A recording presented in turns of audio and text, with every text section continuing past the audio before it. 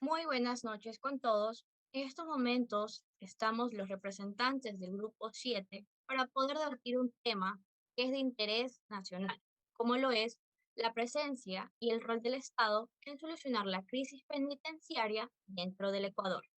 A continuación, procederemos a presentarnos de manera formal, ubicando nuestras cédulas y nuestros nombres por cuestiones de formalismo. Mi nombre es Cristian. No me enfoca. Bueno, ya fue. Buenas noches, mi nombre es Cindy Rivas.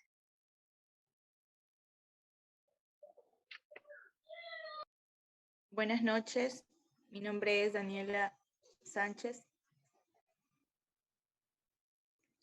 Me presento, mi nombre es Rachel Sobenis. Saludos cordiales, me presento. Mi nombre es Lexi Sánchez.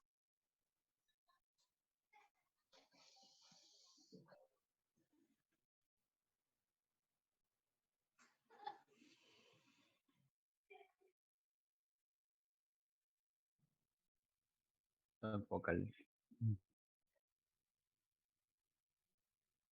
Listo. A continuación, continuaremos con nuestro debate, que será a través de ciertas preguntas que se realizará de forma de pareja.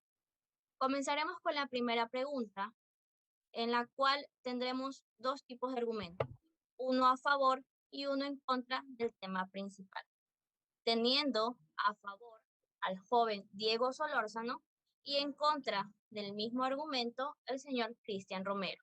La siguiente pregunta para ellos ¿es necesaria la presencia del Estado para solucionar la crisis penitenciaria? Escuchamos sus respuestas.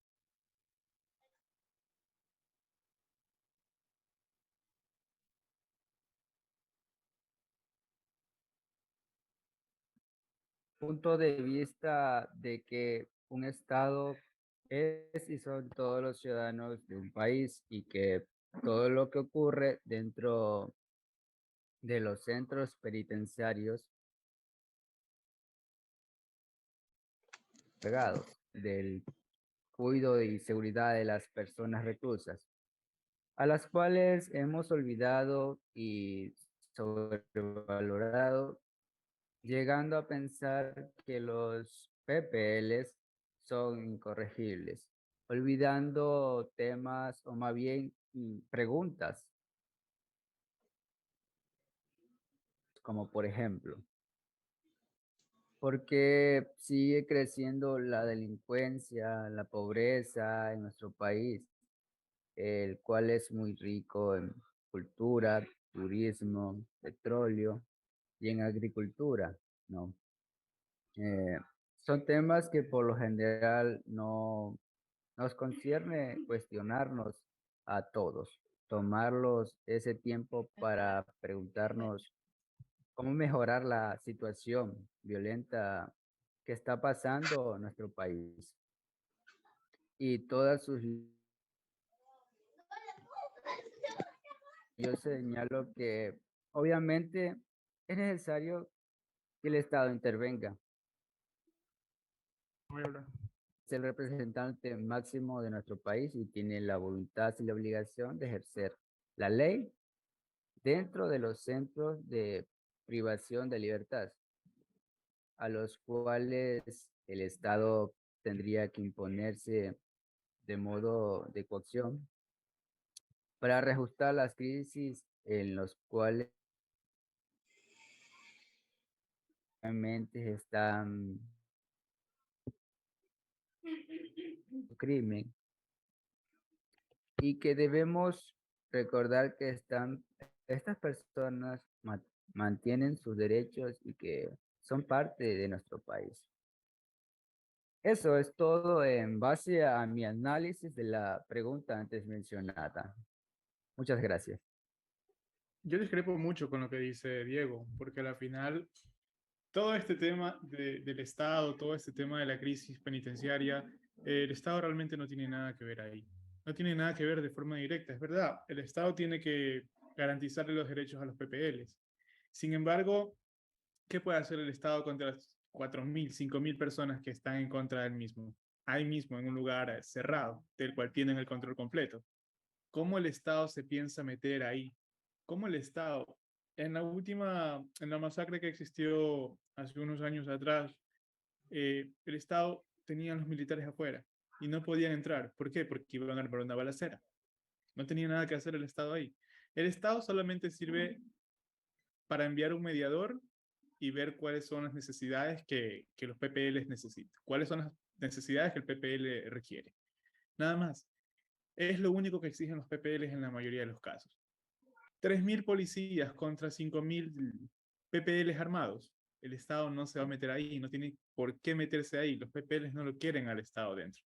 Entonces, de nada serviría meterse si van a existir, si ya existieron más de 300 muertes, metiéndose el Estado va a aumentar la cantidad de muertes por sí. Porque los PPLs no están armados con calibres finos, tienen calibres gruesos. Se va a meter los militares, se va a meter la policía con otro tipo de calibre también de peligroso. No, o sea, no van a arriesgar personas que son policías, que son militares, meterlos a una cárcel, a pelear con 5.000 reclusos armados que son asesinos, que ya han matado, que están por diferentes casos. O sea, no tiene que ver nada ahí. Los PPLs quieren algo y el Estado tiene que cumplírselos. Esa es la mejor manera de que los PPLs puedan exigirlo, las masacres. Muy bien, muchas gracias por su respuesta. Continuamos con el debate con la siguiente pregunta, que dice así, perdón. ¿El Estado deberá privatizar las penitenciarías para solucionar las crisis penitenciarias? Tendremos la participación con respuesta a favor de la señorita Alexis Sánchez y mi persona. Escuchamos, por favor, a la señorita Alexis. Bueno, respondiendo a la pregunta, yo opino que sí deberían de privatizar para resolver las crisis penitenciarias. También lo que se podría hacer un programa para reos en el cual ellos mismos deben de ganarse mediante actividades, la comida, vestimenta, entre otros, para así fomentar el trabajo por las necesidades de ellos. Estamos conscientes de que pocos de los que están en la cárcel son inocentes, pero a veces por culpa de otros pagan todos, ¿no? De igual forma, privatizando las penitenciarías resolvería el problema, ya que el problema en sí de los reos es a nivel mundial, solo que algunos países ya tienen implementos de lo que es hacer trabajar a los reos y privatizar las cárceles. De todas formas, va a existir la delincuencia, es algo muy difícil de combatir. Lo que se debería implementar nuevas reformas para que el reo tenga menos beneficios y que sepan que estar en una penitenciaría no es cosa fácil, eliminando las corrupciones del que tiene más, tiene mejor vida dentro de la cárcel, haciendo que todos estén al mismo nivel y que tengan que ganarse sus cosas de manera que no lo tomen como vacaciones, sino como castigo.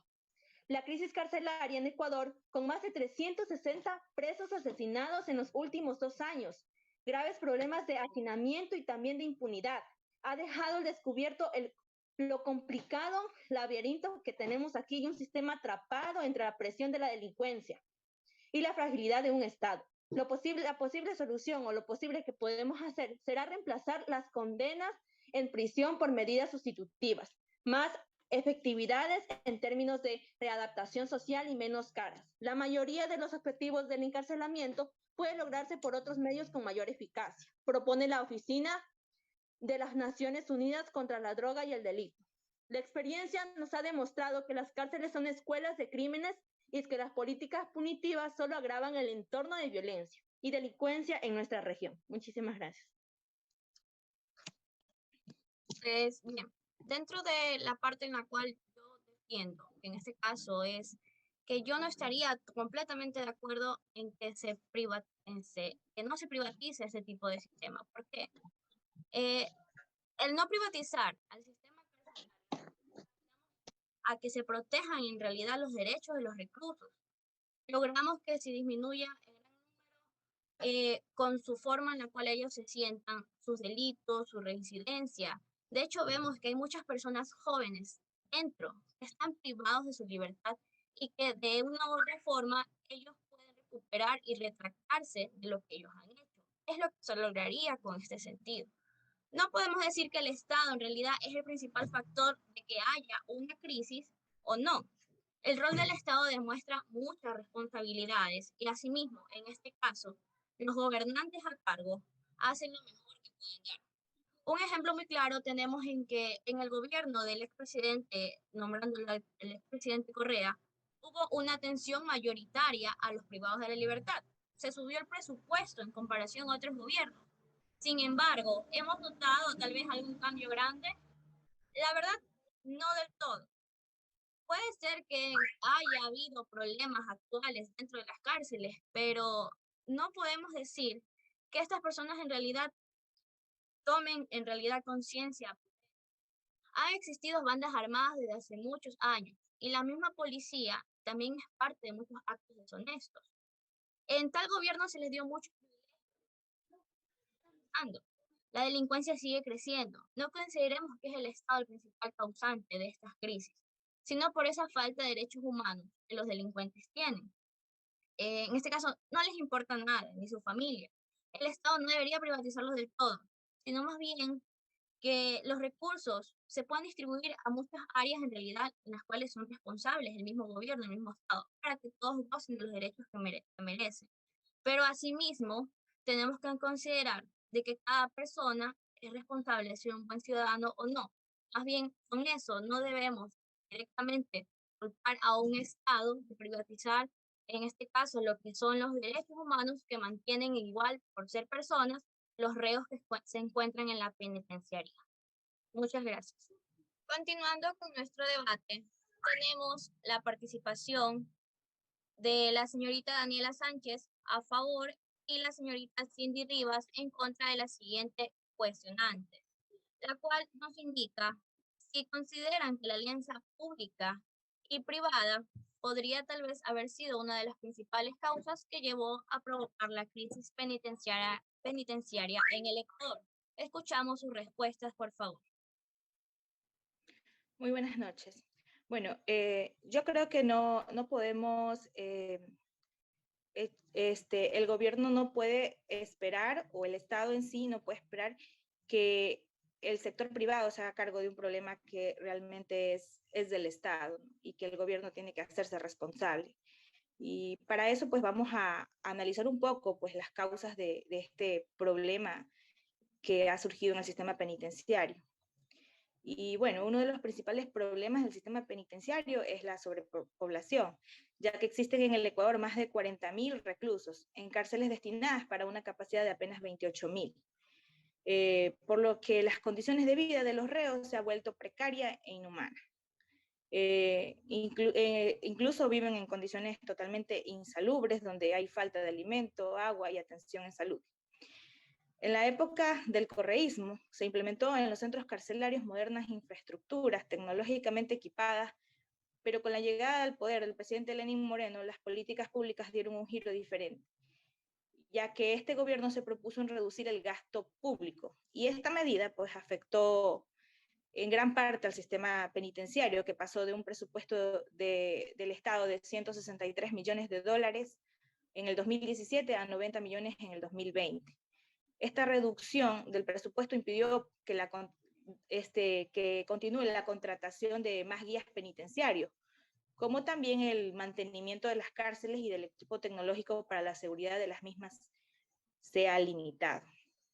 En el 2022 llega a la presidencia Guillermo Lasso, quien debió enfrentar en los primeros 7 meses de su mandato 4 de las mayores masacres del sistema carcelario del país, siendo su discurso el de responsabilizar a bandas del narcotráfico que se disputan territorios. El presidente, como acción, decreta un estado de excepción con la finalidad de intervenir en las cárceles, pero esta medida ha tenido poco o ningún resultado. Y hasta la fecha los crímenes en las cárceles no han cesado, dejando muchos cuestionamientos sobre la intervención del Estado, a pesar de que el gobierno ha dicho tomar medidas urgentes ante la crisis. Ninguna de ellas ha sido cambiar las pésimas condiciones en las que se encuentran las cárceles o generar más recursos. También se ha propuesto un plan de indultos que ayudaría a descongestionar la sobrepoblación carcelaria, pero poco o nada se ha logrado, y los pocos esfuerzos hechos por parte del gobierno no han servido de nada, ya que la violencia no ha parado. Y es evidente que se necesita acciones urgentes y contundentes ante la crisis. Las cárceles en Ecuador está comprobado que no rehabilitan y el nivel de reincidencia es sumamente alto. Las condiciones precarias de los reos, la falta de guías penitenciarios para la cantidad de reos y el hacinamiento, violencia, insalubridad, etcétera, todas estas cosas son causas que han desencadenado realmente la situación que se vive actualmente. Mientras estas condiciones no cambien, pues las bandas delincuenciales seguirán siendo quienes tengan el control de la población carcelaria. Gracias.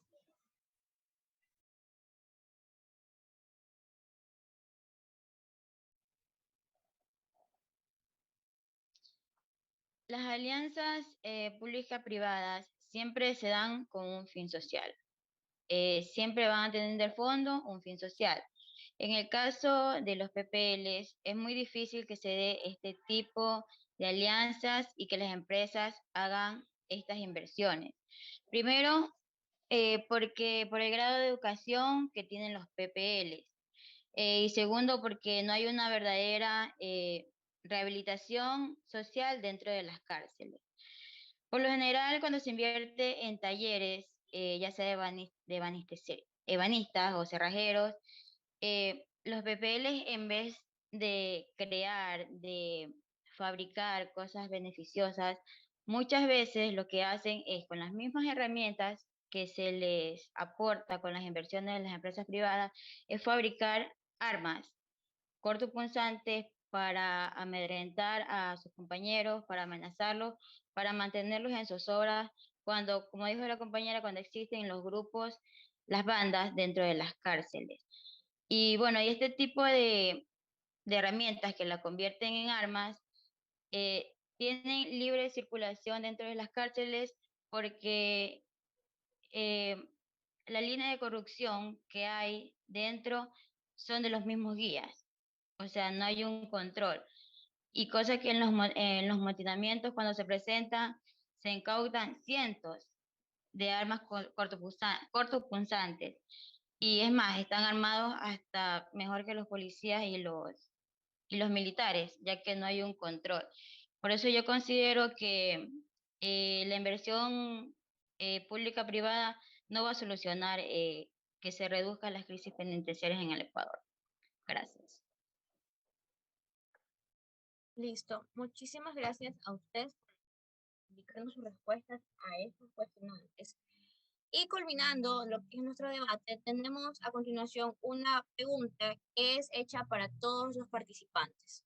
La pregunta indica lo siguiente: ¿qué es la corrupción y cómo funciona? Comienzo yo indicando que en este caso tenemos en cuenta que la palabra corrupción como sustantivo se refiere al hecho de realizar algo deshonesto, que es totalmente fuera de lo que es legal o de lo que se considera bueno. Políticamente hablando, nos referimos a la parte en que un gobierno realiza dichas acciones deshonestas para sacar mucho provecho de lo que le corresponde. Una persona es corrupta por el simple hecho de aprovecharse de la situación del más vulnerable. En ese sentido, dentro del gobierno, se considera que es corrupto o no.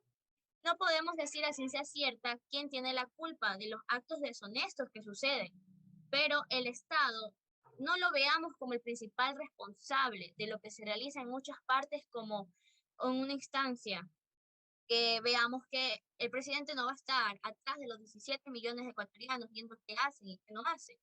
De hecho, hay muchas personas que se aprovechan de su poder, se aprovechan de su situación dentro del gobierno para hacer creer al ciudadano vulnerable que lo puede ayudar. Eso es un acto de corrupción. Se aprovechan de su cargo, se hacen pasar incluso por personas que trabajan ahí para obtener beneficios propios, beneficios de esas personas que no exactamente entran al gobierno. No es un beneficio que es del Estado. Es más, el Estado es una desventaja para el Estado porque lo están viendo como un ente que no es honesto del todo.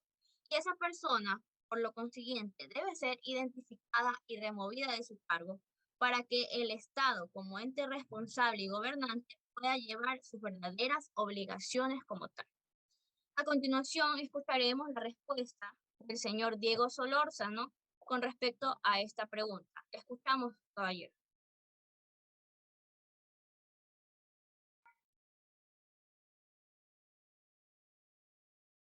Muchas gracias, compañera. Sí, la corrupción es una limitante muy fuerte en lo que se refiere a las masacres ocurridas en las prisiones del Ecuador, porque sin duda algunas de estas personas que están encerradas no tienen cómo obtener un arma, pero sin embargo la obtienen, ¿no? Eh, es ahí donde nace la certeza de quién le está ayudando desde afuera. Que, pero ese tema de corrupción puede ir ligado a chantaje o amenaza por parte de los reos hacia el personal que administra las cárceles. Estas y otras razones pueden ir ligadas a la corrupción, en la cual hay que trabajar mucho, sobre todo en este país donde siempre ha existido este tema llamado corrupción. También existe sin duda alguna dentro del gobierno, claramente muy camuflada a la vista, pero que en ocasiones es obvio. Bueno, con esto concluyo mi opinión personal sobre la corrupción en sí. Muchas gracias. Listo, gracias a usted. Continuamos con el señor Cristian Romero. Bien, partamos dónde se produce especialmente este tipo de actos corruptos, ¿no? ¿Dónde se producen? Se producen por lo general en el sistema público. ¿A qué se debe esto de aquí? Realmente se debe a que no es que no exista un control de corrupción como tal, sino que no existe un control de calidad al momento de brindar servicios. ¿Qué sucede con el servidor público? El servidor público simplemente dice, ya yo gano mi sueldo, atiendo como 1000 personas al día y nadie se va a quejar porque solamente atiende a 500. Entonces esos 500 son los que mejor paguen, son los que me den un extra de sueldo. Entonces, no existe un mecanismo o una institución que controle la calidad del servicio que se brinde en el sector público. Si se controlara la calidad del servicio que se brinda en el sector público, absolutamente nadie va a pasar como acto de corrupción, o por lo menos se va a disminuir. Pongo un ejemplo, los hospitales. El hospital, acto de corrupción no es simplemente el hecho de dar dinero, ni tener fines lucrativos. Acto de corrupción es no respetar el derecho del que llegó primero, para empezar. Por ahí partamos. O del que mejor tiene la opción. Entonces, vamos a un hospital público y el médico lo que hace es atender primero al amigo que llegó de último. Eso es un acto que ya denigra la calidad de atención en el servicio público. Y no hablemos tanto de lo que son ya los grandes, los que toman decisiones como los jueces, que ahí sí tiene que ver mucho el tema económico. Pero ¿cómo vamos a empezar a atacar lo que está ahí arriba cuando desde abajo la calidad del servicio es malo y realmente la persona, ¿qué más le toca que dar aquello que pide? ¿Ya? Ese es mi punto de vista con respecto a esto, mejorar la calidad de lo que es una atención pública a través de diferentes mecanismos. Muchas gracias, caballero. Continuamos con la señorita Alexis Sánchez. Bueno, los efectos de la corrupción tienen un gran alcance, puede socavar la estabilidad política, social y económica, y en última instancia puede amenazar la seguridad de la sociedad en su conjunto, ¿no? La corrupción abona el terreno para que se lleven a cabo actividades en relación de la delincuencia organizada e incluso con el terrorismo, ya que los delincuentes se ven favorecidos por la complicidad de funcionarios públicos corruptos. La mundialización de la economía ha hecho de la corrupción un delito en fronteras. El mundo competitivo de los negocios internacionales pueden hacer que las empresas estén más expuestas a sobornos y prácticas financieras fraudulentas. Las transacciones corruptas pueden traspasar múltiples jurisdicciones, haciendo que las consiguientes investigaciones policiales sean prolongadas y complejas, ¿no? En política, el concepto de corrupción refiere al acto de abuso de poder para sacar un provecho, generalmente económico, que no responde a las funciones que ese poder asigna. Con esto se ve la relación con el espíritu etimológico del término de la política, y así hacen diferentes corrupciones y también ayudan a que la haga abuso y vulneración del poder y del consiguiente de los seres humanos. Intereses individuales es uno de los actos por excelencia de tradición que tenemos aquí en el Ecuador. Y por lo tanto, eso es para mí corrupción. Muchas gracias. Gracias a usted. Continuamos con la señorita Daniela Sánchez, por favor. Me confundí. Bueno, como muchos de mis compañeros ya lo han dicho, ¿no? Para mí, la corrupción es todo acto deshonesto. Es el abuso de poder, es utilizar los recursos públicos para beneficio personal o beneficiar a cierto grupo. Corrupción es utilizar el poder, la política o la influencia que se puede tener al tener un cargo para utilizar los recursos públicos para beneficio económico personal. Lamentablemente, Ecuador es considerado en la actualidad como uno de los países que más tolera la corrupción. Y bueno, y nuestros políticos están inmersos en grandes escándalos de corrupción. Y esto ha hecho que los ciudadanos hayan perdido la confianza en las autoridades, ¿ya? Y esto también ha causado una gran inestabilidad política, los golpes de Estado, las elecciones anticipadas. El ciudadano ya no ve a la política como un medio para servir, sino como un medio donde las autoridades de turno buscan servirse o servir a sus amigos. Pero tanta corrupción, ¿será que está en nuestra cultura? Tal vez será que venimos siendo educados de esa forma. Hay muchas formas de corrupción, no solamente el hecho de robar recursos públicos es ser corrupto, y no solo los políticos pueden ser corruptos, ¿no? Todo acto deshonesto, como lo dijeron anteriormente, es corrupción. Lamentablemente tenemos que decir que estamos en una cultura, bueno, que aquí se le llama viveza criolla, el saltarse la fila en el banco, el alumno que hace trampa en un examen, el policía que acepta un soborno y el que lo hace y el que le hace el soborno también, el tiendero que regula la balanza para que pese más. Y bueno, y podemos seguir, pero creo que echarle la culpa a los políticos no creo que sería lo adecuado, cuando somos una sociedad que debemos de empezar por cada uno de nosotros. Desde ahí, tal vez podamos algún momento ser mejores como sociedad y poder, vencer un poco ese mal tan terrible que es la corrupción. Gracias. Gracias a usted. Y culminamos con la participación de la señorita Cindy Rivas, por favor. La corrupción es un problema social, universal, porque en todo el mundo se presenta diferentes tipos de corrupción. La corrupción está en el gobierno, como dijeron anteriormente, en los sectores públicos, en los sectores privados, en las calles. Ya, y es algo, bueno, actualmente en el Ecuador la corrupción ya es desmedida, pero no es algo que se puede dejar fluir, porque sí se puede parar. Un ejemplo de un poco de pare a la corrupción se da ahorita en El Salvador, con el presidente que tiene actualmente. Así que no pueden decir que el Ecuador siempre va a ser corrupto, es que nadie se atreve, le tiene más miedo a los delincuentes que a la misma justicia, o sea, no se aplica la justicia aquí en el Ecuador. La corrupción se da en las calles, como dijo la compañera, en las tiendas, en los bancos, es el pan de cada día, ¿ya? Y es un mal que afecta a toda la sociedad. Gracias. Pues bien, muchísimas gracias a usted. Se le agradece en este caso a cada uno de los participantes.